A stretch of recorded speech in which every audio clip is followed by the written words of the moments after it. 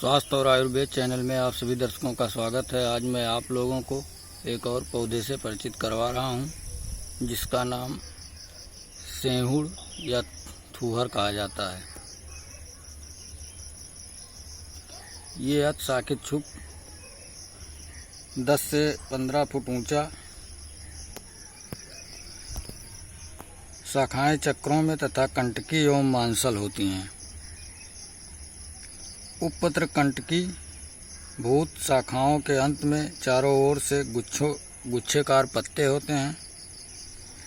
इसके पुष्प छोटे, हरापन लिए पीले होते हैं। इसके किसी भी अंग को तोड़ने से दूध जैसा रस निकलता है।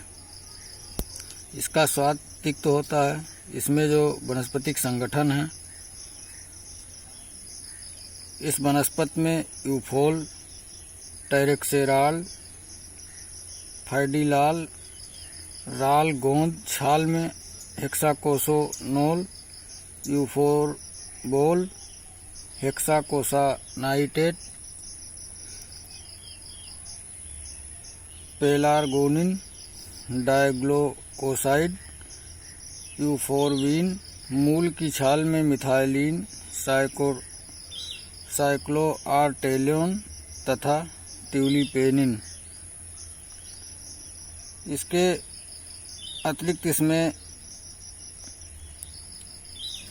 और जो तत्व पाए जाते हैं वो हैं डाइग्लोकोसाइड। इसका जो गुण होता है वो अतिरेचक, कफ निसारक, आमाशय उत्तेजक, मूत्रल उद्वेष्टन निरोधी।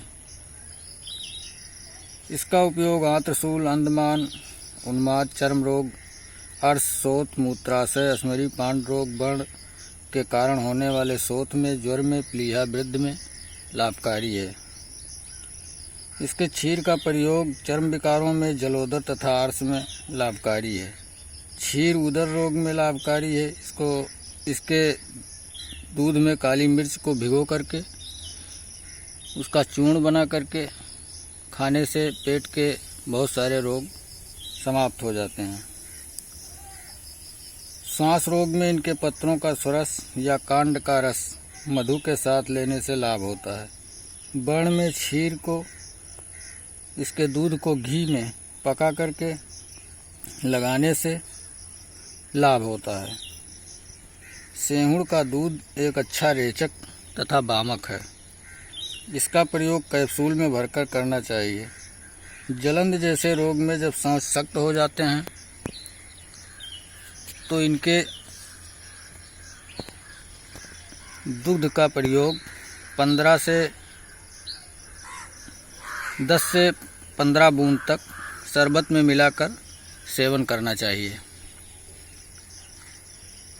या एक पापड़ पर इसके दूध की 3-4 लाइनें बना करके उसको आग पर सेंक करके खाना चाहिए। इससे भी फायदा होता है। जलोदर में सेहुड़ के पत्रों का बिना नमक डाले साग बनाकर खाने से लाभ होता है।